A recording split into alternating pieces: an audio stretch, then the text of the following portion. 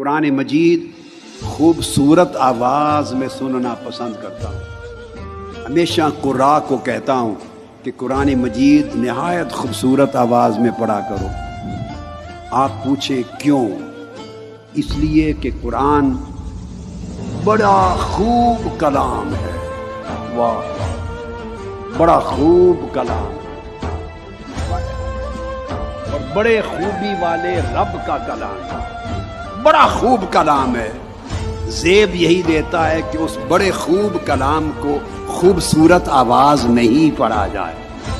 آقا علیہ الصلوۃ والسلام اس طرح خوبصورت آواز والے قراء صحابہ کو بلاتے اور بیٹھ کے کہتے کہ میں تم سے قرآن سننا چاہتا ہوں۔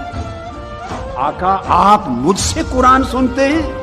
قرآن اترا آپ پر ہے۔ فرمایا نہیں، میرا دل کرتا ہے کہ میں خوبصورت آواز کے ساتھ سنوں۔ صحابی پڑھتے ہیں اور جب آنکھ کھولتے تو آقا علیہ السلام کی آنکھیں آنسو برسا رہی ہیں۔ وَمَن يَعْصِ اللَّهَ وَرَسُولَهُ وَيَتَعَدَّ حُدُودَهُ، اور جو کوئی اللہ اور اس کے رسول کی نافرمانی کرے اور اس کی حدوں کو توڑے۔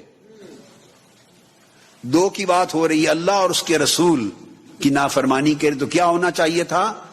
وَيَتَعَدَّ حُدُودَهُمَا، کہ ان کی حدود کو توڑے۔ ذکر دو کا کیا، ضمیر ایک کی لگائی تاکہ پتہ چل جائے کہ حدیں خدا قائم کرے یا مصطفیٰ قائم کرے وہ حد ایک ہی ہوتی ہے، وہ دو حدیں نہیں ہوتی۔ خدا کی قائم کردہ حد بھی وہی ہے جو مصطفیٰ کی قائم کردہ حد ہے، اور مصطفیٰ کی قائم کردہ حد وہی ہے جو خدا کی قائم کردہ حد ہے۔ تو خدا اور ہستی ہے، مصطفیٰ اور ہستی ہے۔ خدا خالق ہے، رسول مخلوق ہیں۔ خدا بھیجنے والا ہے، رسول آنے والے ہیں۔ خدا معبود ہے، رسول عبد ہیں۔ یہاں تو دو ہیں، مگر جب حکم دیتے ہیں، رضا دیتے ہیں، عطا کرتے ہیں، حد قائم کرتے ہیں تو وہاں وہ حکم ضم ہو کر ایک بن جاتا ہے۔